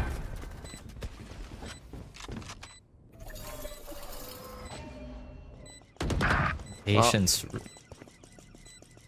I don't know how patient could be, Raph. RRQ Academy needing to retake. Narwhal, the IGL trying to take things into his own hands, but not quite able to take calls just yet. You got too many numbers to work against, and Wayne just able to refill space that was somewhat unfortunately dropped by Vera, but still, this is now MTV up to map point. Recovering it. That too. I mean, it's a good point that you brought it up. How patient can you be, when you're Enemy remaining. sure you have set protocol in mind, sure you want all the conditions to be met, but at the same time you're giving your team a lot of wind up. And MTV, they saw this opening, they saw the slowdown, and just decided to take that leap of faith. They still have Steel Garden and Hunter's Fury available to them. Locating targets. And it was really unfortunate for Nats to just overstay his welcome, but Icy looking malicious with his judge again. Trying at least. It's going to be the salvos for now that takes down Vera, knowing that it's going to be the push-outs. I mean, you see the impact of the Teo players on both sides, as well as the IGLing. MTV, though. Okay, flaring. What is your intention here? Just to hold the angle in case someone else continues to push up. I mean, he's been trying to mark Icy right now. Moves upwards and does take that headshot against him. But Woody in for the quick trade. Stuns up the incoming assailants as well. So, a little bit of time bought now. MTV needing to reassess their options. That's a lot of fighting utility removed from the table too. The flash and just the general hit of Teo would be such a great time to have. But again, they're peeling it away. Styron. Oh no. 30 seconds He left. tried to crouch to check the angle. Tried to throw off the crosshair placement, but Nats is too sharp for it. Down to Sushi Boys and Wayne. Blocking vision. looking to get the spike down first. Sushi Boys clears out dugout. Find his opponent. Armageddon burnt as well. And Sushi Boys boy. with the Razor Vines to try and stall. He's got the ult. So he lets that go. Oh my goodness. To rob those guns away. Peeks in, gets the first kill. I do believe, though, Jaro might have avoided the range of that thing. So with the spike stuck to halfway, RQ Academy, they might be able to sneak this round in. MTV, they've got to go. Jarwell gets off the spike at the right time. He's got Woody right nearby. It's just in for Wayne to try to sidestep, but numbers will prevail. RRQ Academy to strike back. I can't believe they held on. Again, my eyes were just about to fall out of their sockets there. Woody with some fancy shooting at the tail end of that round just to keep it afloat for RRQ Academy. Suddenly, that polish is coming off their armor. And I feel like this is like a common thing with a lot of the academy teams or the younger teams where sure they'll have the excellence for one map and maybe have a little bit of that bleed out onto the second map, but the stamina for just these types of things tends to lean the way into the more experienced core. Economy wise, or at least ult economy wise, MTV still have all those high impact pieces. So very much intact. Cosmic Divide and now an Armageddon on the side of flaring too. So this defense is going to be a tall ask for RRQ Academy. Honestly, yeah, that's what it is. Because even if they, somehow fumble, which could happen, it has happened before. not to throw any shade at MTV or anything. It's just it's a thing. Okay, I'm pointing out facts. But true. Even if they do somehow fumble this round, let's say, unimaginable scenario, it happens, okay? You still have 3 more chances to close this out. So mathematically, this should work out for MTV. All right, I'll stop you there, buddy. We have seen this happen countless times too. So, MTV... Yeah, we've seen it happen with another beloved Singaporean org, so... No! It's okay. We're coming down, and we're waiting for this round to play out and potentially unfold. But look at this again. RRQ Academy looking incredibly patient. They burned that Hunter's Fury, but RRQ Academy unscathed. Just to try to throw, a spanner in the works for now, but great and well sidestepped by RQA. Vera not quite finding anything off of it either. It is going to be an alt orb picked up. Take flight. But still hovering around for now. Okay. This is about the time where I don't think one kill is gonna spring the rest of the team into action. We've seen it time and time again in this matchup specifically. But once again, MTV, they have to calm themselves. They know they're there. They're at the finish line. It's well, I mean, MTV concealing their movements. With the Hunter's Fury, it might lead RQA to thinking that there might be players here, and then with a quiet move up towards A. Then once again, you've got this hit going back in, and again, and with a gate crash now. Fortunately, Barry does get caught by it, and Wayne also getting shot, unfortunately, through the spam. Starring and flaring, unfortunately, a little bit overcooked. Got Nat somewhere around the back as well to watch out for. Oh, well, that's the thing too. Overplaying is a serious problem that happens to everybody. I mean, I think I said the same thing about Oasis many times now, where there could have been a simpler solution, but again, that could be hindsight talking. Yeah. But when you try to overcomplicate your plays, you add too many moving parts to the execute, and that just adds more points of failure. And I think that's exactly what we saw here by MTV. They try to use that Hunter's Fury as a walk-up, like you said. Very, very observant from the pond. But RQ were just ready to receive. I thought for sure that Frag could have maybe sold the fake a little bit, but no. RQ were adamant on defending that site. And now MTV, they change it up a little bit again. They're anticipating some sort of aggression from the defenders, but it's been no dice. You see Icy looking to get something out of double doors, but they back out. So now it's been a pretty quiet game. A little bit. Icy is a dangerous kid. I mean, he's a double-edged sword sometimes, but that round, you know, if MTV hadn't anticipated or checked it with a drone, that could have been it. Thankfully, off of timing, RQA falls back abound, allows for MTV to take down B-Link. That is also some utility already spent now. The intention here is to allow for the team to burst out, and then for Vera to provide sniper overwatch by B long. What did you say? Go Did I get cut off? 30 seconds left. No, but Vera again with that scoped weapon gets one, and this should be the clear avenue for MTV to close this out, right? Should be. Got a really good chance here, unless Jarwell could play spoiler. Watch it, find it. Does send out a shotgun to try to deny the spike plant. Steel Garden let ripped as well by Nats. Does flush all the players back in towards long, but still fully blinded now. Vera trying as best as he can to deny this retake from coming online. Moria, the only one left, has to go for the tap. Has to play around the Cosmic Divide as well. Styron jumping and hopping around with the shorty at close range. Moria knows that he's in danger, tries to go for a well-timed peek, but ultimately decimated in quite decisive fashion. But RRQ Academy also took down Oblivion Force, and they took them down 13-3. True. And, you know, with that being said, there has been a decent amount of time that's passed. I mean, even a week in officials can be considered a long time, especially with the amount of strats that you can come up and the things you could be drilling with that amount of time. And going back onto history, I remember when this map was predominantly double controller, double ini, where it was all super tactical, where we have to clear everything and just be incredibly methodical. Now it's somewhat evolved into a map where, you know what, guys, let's pick aggressive agents and just start fighting, as Icy is going to be the first to fall. And again, gone are the days of slow Lotus, apparently. Everybody just wants to fight. We'll see, though. I mean, Vera might, while he does have some aggressive tendencies, I think on a Yoru, he might be playing, you know, a little bit more mid-range. I see right there, that was a quick punish, and it kind of leaves the team reeling from that loss. I mean, look at how they have to flood back in just to refill the space now. They are. Numbers could hurt.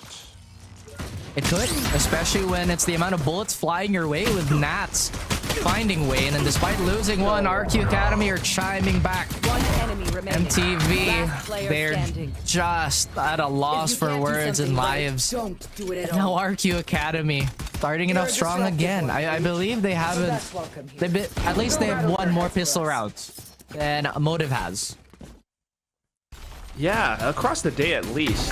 It's been a little bit back and forth, you know, kind of like the score lines for now. But ultimately, this round, it feels like it's one brilliantly called or, you know, brilliantly executed by the entire team of RQ Academy. Yeah, Jarwell kind of calling in to refill that space that IC gave up, but also for Nats, Moria to play close by to send that paranoia through. So similar positions now. You have Nats and Moria still on the C side. Oh boy. The classics. Free gun, by the way. I don't know how many times you've heard that, but appreciate it's more than you can endure. RQA. Losing one. Losing two, actually. What?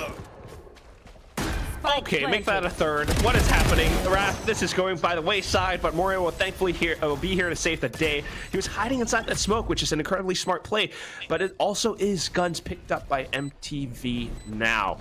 Moria does have to watch out. He sends out the flash to kick things off. Jarwell has a flash as well. He needs to stay alive long enough to deploy it. Takes down flaring for now. Tap to bait out the salvos.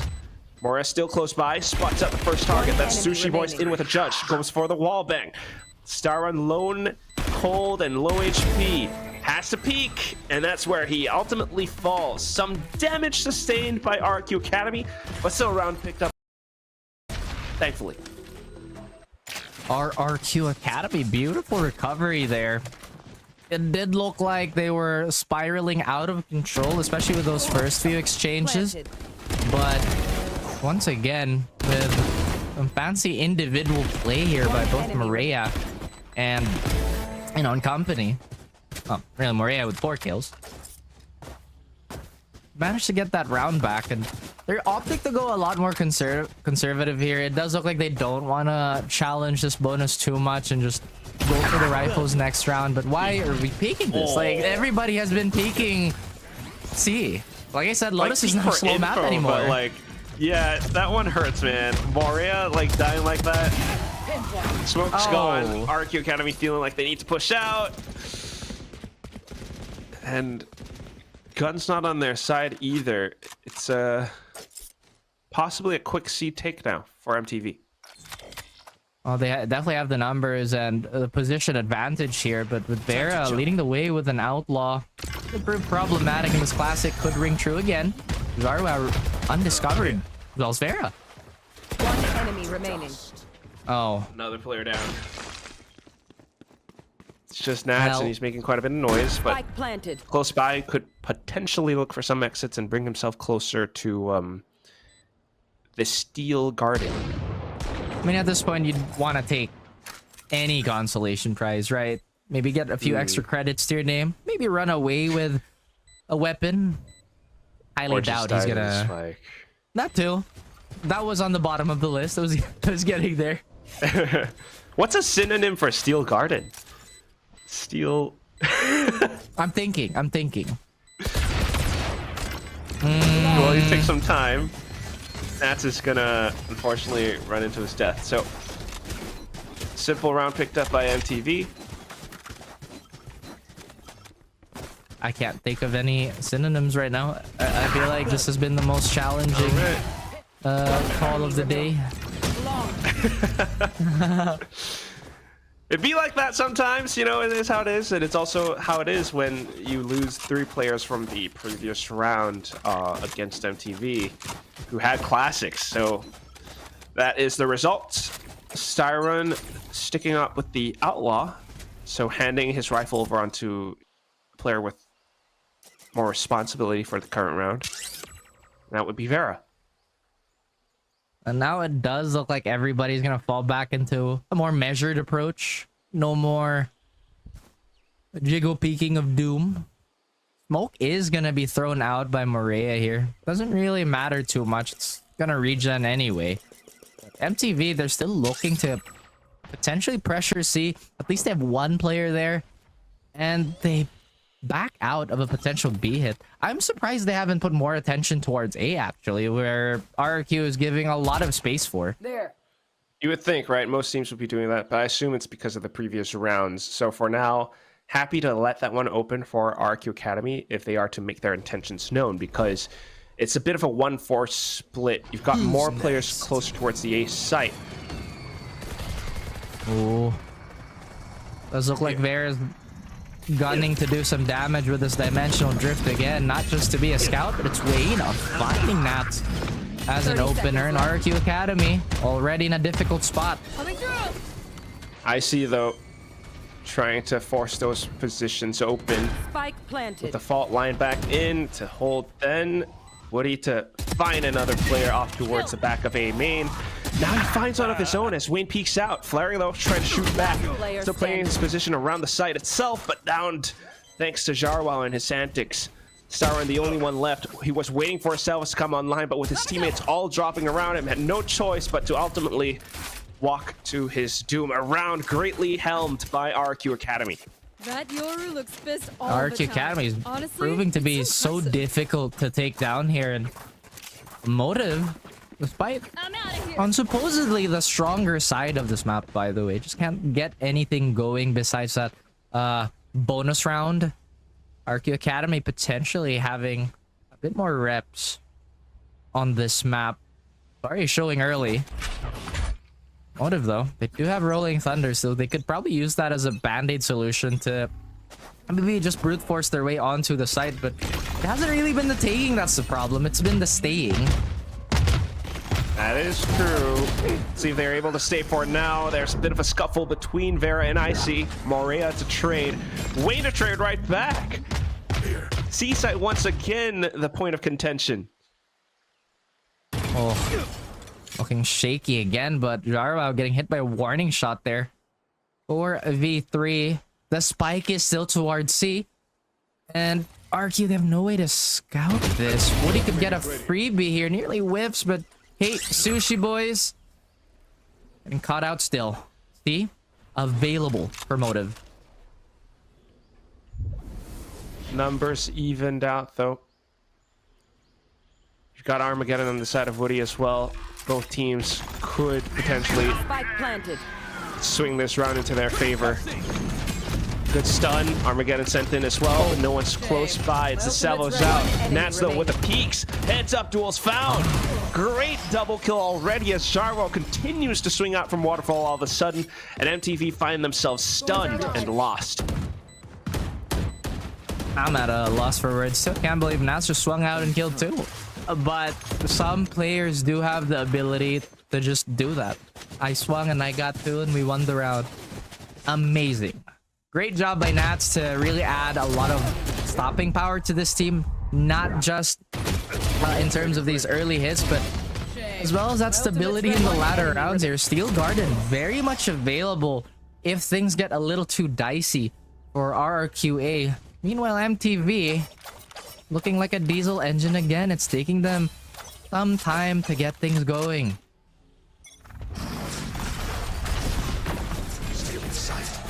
Apparently is quite tricky for them right now. Unfortunately, this engine is going to continue to stall. Icy just driving right in. Man, the duel at the stoplights going in the favor of RRQ. Yeah, there was a lot of brake checks too in that previous map, but now there's a lot more confidence coming into these swings. Woody undiscovered just yet. Oh, the Rolling Thunder hit out by Jarwell, though. It calls for a great push coming out from RRQ Academy right now, and Nats will be the one to answer. One more player down, and Siren and Flaring scrambling back. Right there. They might walk into Morea at some point as well. Jump spotting. Oh, he saw him. Can't finish the job though. I feel like Motive is really having some trouble without the hard info. Again, it's these initial hits now that was supposedly their strong point has been blunted by RRQ Academy. They do get a freebie here, but Jar fades back and actually gets Styron while backpedaling. Oh. And that's Flaring stunned up as well. There was no option for Flaring in that situation. 5-1 Raph, damn. I know. Like, sometimes that's how you describe it. I can't believe this is happening, but Nats does have the hot hand here. Now, we do know Motive when they get enough of the information, they can accurately call, especially with Styron at the helm. This time around, though, with RQ being so suffocating as a defense, they're not really letting Motive get any margin for the next half. But what is going on, Icy? That is the second time in a row. It's just a great call, a great read by Jarwell. They had it on towards A earlier, and this time it's utility supported by, Jarwell. The fault line was there. Quick on the draw with two players, and MTV no other recourse than to walk somewhere else. They don't have guns in this round. Oh boy, and now Jarwell holding down the forts. Spike down. That double up. Flawless. You know, I'm really happy that we get to see those types of high-lows a lot more frequently these days. Do you remember the times where that used to be a bit of a rarity, especially the stairs high-low? It feels like everybody runs it. Well, teams have gotten a lot smarter since then, man. It's 2025 now, right? I know, but RRQ Academy is looking to be a very, very smart team. Motive, they look like they need some help, so it's gonna be the timeout. Coach Kasake, where are you? We need you. I can't believe it turned into a stuffed animal. That's crazy. Coach, come back. But yeah, I mean, that being said, it's 2025 now, and I know that they did just celebrate their 5th anniversary a few weeks ago, if I'm not mistaken, and time does fly. just like this map, I mean, Motive, they go again for another pause. Statistically, they have been pretty good out of the pause, but they are down 5 rounds. So the numbers, sure, they have a positive, but for the most part, this is uphill. It's yes. I can't put it. I couldn't put it better than myself. I mean, uphill is the best word to describe this, because you've been playing against an RRQ Academy that have been relentless with their assaults down A, at times even B, and if you feel like you want to play it safer, you know, it's just going to burn down the timer. So they feel the pressure to keep pushing up, and hence you see Vera in with the gate crash already, take some space around Rubble. Now he's getting pressured as well. Tries to live up to it though, but will get traded unfortunately by Jarwal. I mean, at this point, we're just waiting for the punish to happen for Icy. RRQ Academy, they try to adjust accordingly, still try to wrestle the space away, but now it's Motive being a bit more disciplined. They did lose one. They're not gonna be around for that dimensional drift, as Styron still has Armageddon in his back pocket. So it could be enticing. His ults. I know, they're like, you know what? I don't want to deal with that. We'd have ults. We will throw all of this at the poor soul that is on C if we need to. Timing on that drone from Woody though, it just cleared out A at the best possible, well, phase of the round. So now this is an RRQ Academy that could be very well informed as to where this hit is going. So even with the Rolling Thunder, you can already see Nats vacating the site. Meanwhile, you got Morea, I think that's Woody as well, just to check Hitler. They see that no one's there, and they get themselves in position to strike. Spike plant denied. That's perfect. That's perfect. But they still have enough room to get that going, and now Steel Garden is also being expended. Look at RRQ Academy. They're looking to jump on this as soon as that bar empties. Go ahead. Stand Jump. Let's go. Nats kicking down the door straight in. Instantly traded by Siren, thankfully for MTV. Wayne in position as well, but Woody from Waterfall finds the angle. Styron now trying to keep himself spotting out heads. He does find something though, but needs to play the angle a little bit safer now. 2 players up against him, and he nails the spray transfer. Clutch from Styron, the IGL. Ew, leading by example is Styron. Holding down the fort for his team. Gets that nasty spray down. Ultimately a 3rd kill for himself too. Oh my goodness, the chess match continues. But it is chess boxing. People are still throwing haymakers left and right. I like that. Nice. Oh man.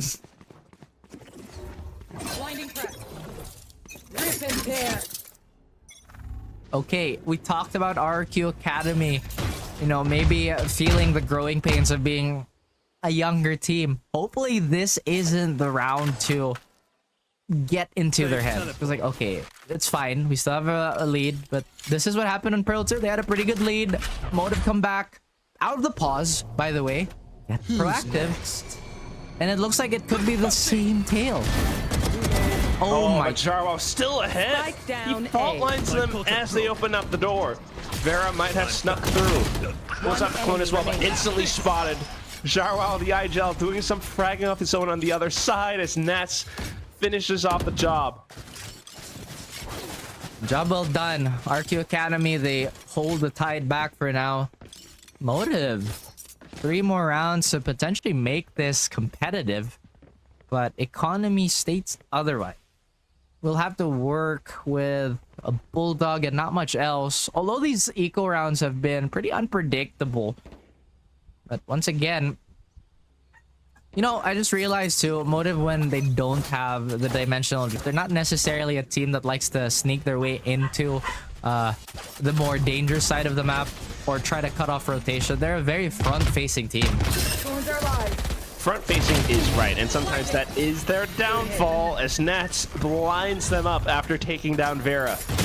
Repositions as well to try to find a little bit more, but unfortunately falls, and that's going to be Rolling Thunder from Jarwal now to allow for the rest of his team to continue swarming the site. Not quite for now. Does allow for Wayne to pick up the Vandal. Sushi Boy's trying to shoot back man. as well, but here comes Icy. The overdrive has been ripped. Tries to spot out the last player, and he hops in. Look at that movement. Blazing down Sushi Boys and RRQ Academy for the 8th. One more round to... Actually, 2 more rounds to really dominate this half for RRQ Academy. Again, sure, they experience a little bit of a slowdown later on, but with enough of a margin, they could be well rested coming out of those rounds that I'd expect Motive to retaliate with. Again, thematically, or maybe not even thematically. I think track record-wise for this series alone, they've had a lot of slow starts. And now Icy is... Come on, dude. You can't do that like a 3rd time. That's just not fair. Oh, yes, he can. When his team is supporting him to do that. Sushi Boys, though, great from fire back with a classic, but still, Morea close by. Swaps over to the shorty just for safe measure. Sushi Boys with a reload close by, so RQ Academy quite aware for it. Meanwhile, Nats beginning to hover around. Jarwal with a spam through the smoke, and they've spotted out Sushi Boys. You got a friend in Woody finding that final kill there. In the half. And it's just been a utility masterclass for RRQ Academy. I mean, this is almost a mirror match, right? If anything, there should be a little bit more throwables on the side of Motive, but potentially being a more straightforward team, a more front-facing team, is providing a mismatch that RRQ Academy is working on so well. Nats is the operator now too, so he's looking to run this up a bit more. Oh, come on, Maria. Surely you're not that ambitious, right? You never know. Well, he will backtrack for now to a safer position, back in towards a link. The rest of the team holding. Oh, this... Are they setting for retake? Woody is 1 point away from the alt orb, and Nats does have Steel Garden. Oh no, they're gonna butt heads again. It's fracture all over again. Yeah, well, this time it favors Styron for now. I say that, he gets traded. Sushi Boys close by. Woody still keeping his sights zeroed in, but Sushi Boys will be able to refrag. Styron. That Armageddon could have been so useful to keep them competitive, but RQ Academy, they've already lost 2 members. They've won this specific situation out. Do they know Morea is in the smoke? This man is so audacious. It is. Slippery as well as he TP's on the same spot. I see attempting to get more space for his team, but unfortunately falls and crumbles. So RQ Academy maybe somewhat overplaying their hand. They left A rather open, even though it might have been intentional. Nats needing to tee this one up for himself. Will attempt at that with the Steel Garden. Does get stunned up, but in with the shots. The duels isolated. Just Sushi Boys, and he has an ult of his own. The Thai player, the Thai legend who's been on huge squads before. Right back up from tier 1. We'll see if he can live up to that big household name. Arcros flashed up and in for the peak. He gets the burst and to bring the round to an end. It is the first half closing in at a 9-3. They do finish the half strong, but this is still going to be a difficult and arduous journey here, especially when RQ Academy are slowly building up a bank of confidence. Again, such a bold lead. It is still Rap and Quack on the desk as the action continues. And right off the rip already, Salvos to gain more control over Rubble, but it's quickly sidestepped thanks to IC and his movement. You do have Styron, and he has to be prepared for a possible hit. The mid-round call from RQ Academy into the B site. Again, Motive, we know how strong they are when it comes to just adjusting on the fly, but we're worried if discussion is even enough for a comeback. They will definitely thread the needle here, but RQ Academy will get that plant down without a hitch. Oh, not only is it without a hitch, things get even better as Jarwal continues pushing up alongside his teammates. Vera, though, fire back. It's the Sheriff in the hands of this young gun. some salvos away. What? More space found. I see then to strike back against Wayne. Vera strikes back again. Oh, you got the 1-on-2 now. Morea, the paranoia to flush Vera out of position. The footsteps have been heard. He buys more time. Vera, though, online for the ace, possibly. And he will collect and has enough time for the spike defuse. What an unbelievable round for MTV. Ace. He should, yeah. Oh my goodness. 0.08. Again. Okay. That I was skeptical.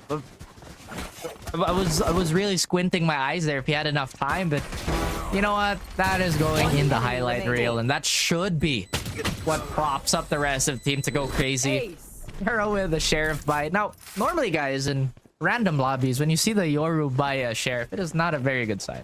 But when that Yoru is Vera, you are in a mighty good hands. RQ Academy reeling from that one just a little bit, but they do have a lot of room to work with here. No need to throw this lead away.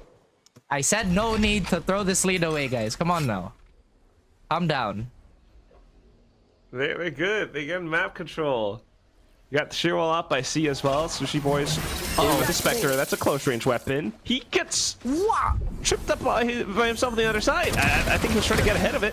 But someone undetected will be able to capitalize. That's a double kill now. And in with the fault line, it does stun up some of the opponents. Jarwell low HP. As he tries to sidestep, he will get hunted and chased by Wayne.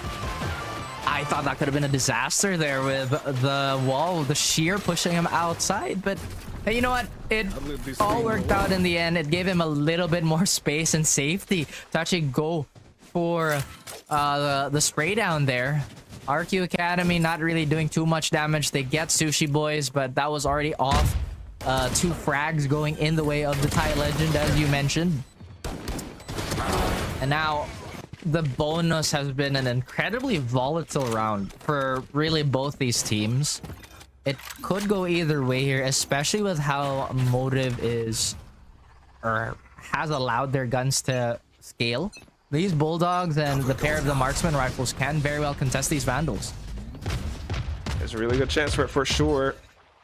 We'll have to keep our eyes on Vera as well as he continues marking rubble. MTV though.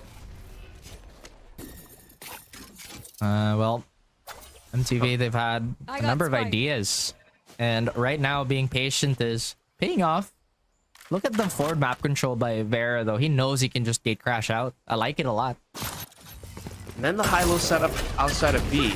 You gotta be careful because it's possibly a full push. Thankfully, it gets slowed down with the fault line from flaring. So, oh my goodness. more information. Mid-round calls from RQ Academy into the C site. You got those razor vines ready, thankfully, because of Sushi Boys, but still, Wayne, unfortunately, diving to his death. Sushi Boys able to collect back. Salvos to attempt at pushing him out of position. He will get blinded, but still good for now. Unfortunately, shot not quite landing its mark. Styron and flaring to trade right back then for Morea to find one against Vera. 1v2. Just around the edge of the smoke net. Threads the angle. Ooh, that looked dicey for a good minute there, but again, RQ, they stop the bleeding before it becomes too serious. Motive though, that is 2-1. Like I said, these rather like we said, these bonuses have been incredibly volatile, and with the sheer amount of raw firepower Motive can bring to the table, it does become an incredibly respectable challenge. I like the fact that RQ just didn't blindly bum rush. And I feel like we've been talking about it so much. RQ Academy are such a disciplined team. I appreciate it a lot. Yeah, you can feel, you know, the layers of utility that they have, and once again allows now for Nats to get a quick play shot against Vera, who has been, you know, quite a key factor for MTV. He has been, but now getting found, Motive might just have to adjust their defense to something a little bit more compact, but now they've discovered 2 players here toward trouble. Are RQ still going to defy this? They might try. They could flash out, flaring, well, nearby as well, though. He has the fault line potentially set up for this. Okay, flashes from Jarwell. Fault line finally from flaring. Does stun them somewhat. Siren though flush out of position with the salvos. Then the mid-round call. They saw the fault line. Now they are thinking that there's only one person on B. Flaring? It would be right. Rip and tear. Oh man, we played this to perfection. And they go back into One C. enemy remaining. Again, 30 it's seconds just this is crazy. Like, you could probably write a book on all the good things RQ Academy did that round. They first get the advantage on that pickup, displace the defense, and now check if there's any shifting towards A. They know there possibly can't be 3 people here after that -1, right? They play their odds so well. And despite getting an isolated fight towards B, they still win it out off the sheer pressure from all the previous exchanges. And now RQ Academy, their economy is absolutely perfect with a lot more ults knocking at their doors. Motive with sheriffs, unfortunately, are looking like they're hobbling for the rest of this map. Yeah, once they reach up to the 12, that's exactly what it's going to be, Raph. I hate to say it, man, but this is dire straits now for MTV. Meanwhile, RQ Academy, dude, this is phenomenal calling from Jarwao. I love that band. You're right. Me too. It is currently difficult for Motive, but we have some praises about how patient and honestly mentally strong they are when it comes to these comebacks. And considering they're undefeated at the moment, they could still rally. This one last round of regulation, but RQ Academy again playing this so well. They get that -1, they reset to neutral, play off their advantage, and they're still forcing MTV to be the ones to be a bit more proactive. And it's just not working. Oh my goodness. Barrett does get 1, but there's just not enough. Painful. Spike planted. I mean, as much as we want to support MTV as fans of them, right? But that was a situation where they only had a high-low setup on the C site and nothing else. And now, just Sushi Boys, Sheriff, small arms, nothing much to do. It's going to be map and series point. RQ Academy potentially bulldozing over MTV. But I also like the dynamic of this matchup. It's been a lot more team cohesion on the side of RQ Academy versus a lot more individual moments on the side of Motive, especially on that Pearl map where a lot of star power was used to really body check their way to the finish line. Of course, there is team play still very much present, but Motive trying to adjust his defense. But look at this. How deep is RQ right now? Come on, dude. No way they... Oh, no. The dude just B-hopped his way into the C site from B. And all of a sudden, it's overdrive as well. Guns down, Sushi Boys. MTV are left dazed and confused. They're trying to recollect themselves and start beginning with a kill against Icy. Dimensional drip now from there to spot out Morea, who TP's away. Look at that. Armageddon being ripped as well by Siren, but nobody is in position of that. Nats, though, then flooding back in to take down Vera. And Wayne finding a trade of his own. 2 more now. Morea and Woody. One playing from behind as he canceled the TP. And Woody has the Armageddon as well for post-plant. Time is a huge factor, and it is burning away. Siren desperately tries to go for the stick, but the ult pretty much gives the round over to RQ Academy. Signed, sealed, and delivered, Raph.